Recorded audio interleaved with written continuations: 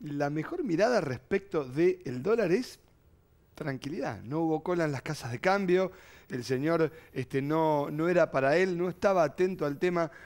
Algunos dicen que hubo más nerviosismo ayer por parte de la gente que el día de hoy. Un billete que se mantuvo bastante estable y objetivamente cuando uno mira la cotización de cierre, sin sorpresa. Veamos la cotización de cierre, que de alguna manera, me lo decís vos, aquí está. El electrocardiograma. ¿Cómo fue el día hoy?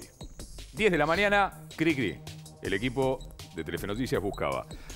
15 a las 10:07, el primero que apareció, 15 pesos. Seguimos, 11, 14,50. Algunos ya podían decir, bajó 50 centavos del dólar, pero ya han pasado 4 minutos. A las 11, 14,20, 14 pesos con 20 centavos. Así seguía a la 1 de la tarde. 14,10 a las 14. 14,10 a las 15.